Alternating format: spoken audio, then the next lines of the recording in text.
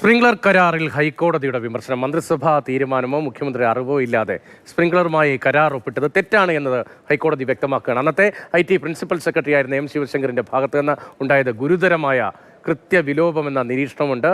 ബിനിലാണ് വിവരങ്ങളുമായി ചെന്നത്. ബിനിൽ, വലിയ രാഷ്ട്രീയ വിവാദം ഉയർത്തിയ വിഷയത്തിലാണ് ഇപ്പോൾ ഹൈക്കോടതി വിമർശനം ഉന്നയിക്കുന്നത്. ആ വിമർശനത്തിന്റെ സ്വരം ഏതു തരത്തിലാണ്, എത്രത്തോളം പ്രധാനമാണ്?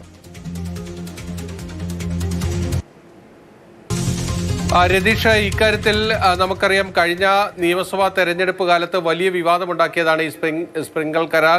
പ്രത്യേകിച്ച് ശിവശങ്കറിന് CPI ഓഫീസിൽ പോയി പോലും വിശദീകരണം നൽകേണ്ടി വന്ന ഒരു സാഹചര്യം അടക്കമുണ്ടായിരുന്നു. എന്തായാലും ആ സ്പ്രിംഗ്ലർ കരാറിൽ സംസ്ഥാന സർക്കാരിന് ആശ്വാസകരമായിട്ടുള്ള ഒരു തീരുമാനം ഹൈക്കോടതിയിൽ വന്നു. അതിലെ തുടർ നടപടികളൊക്കെ അവസാനിപ്പിച്ചു. പക്ഷേ ആ കരാർ ഒപ്പിട്ടത് ശരിയായ രീതിയിലല്ല എന്ന ഹർജിക്കാരുടെ വാദം ഹൈക്കോടതി ഡിവിഷൻ ബെഞ്ച്, ചീഫ് ജസ്റ്റിസ് ഉൾപ്പെട്ട ഡിവിഷൻ ബെഞ്ച് അംഗീകരിച്ചിരിക്കുന്നു എന്നതാണ് ഏറ്റവും പ്രധാനപ്പെട്ട കാര്യം. ഈ ഉത്തരവിലെ 19ാമത്തെ പാരഗ്രാഫിലാണ് ആ കരാർ സംബന്ധിച്ച ഹൈക്കോടതിയുടെ വിമർശനമുള്ളത്. മന്ത്രിസഭയുടെ അനുമതിയോ മുഖ്യമന്ത്രിയുടെ അറിവോ ഇല്ലാതെയാണ് ആ പ്രിൻസിപ്പൽ സെക്രട്ടറി ഈ കരാറിൽ ഒപ്പിട്ടത്. പ്രിൻസിപ്പൽ സെക്രട്ടറിയുടെ ഭാഗത്ത് നിന്നുണ്ടായത് ഗുരുതരമായ കൃത്യവിലോപമാണ് എന്നാണ് ഹൈക്കോടതി വ്യക്തമാക്കുന്നത്. മേലിൽ ഇത്തരം നടപടികൾ ഉണ്ടാകാതിരിക്കാൻ കർശന നടപടികൾ സ്വീകരിക്കണമെന്ന് കൂടി സർക്കാരിനോട് കോടതി ആവശ്യപ്പെട്ടിരിക്കുന്നു.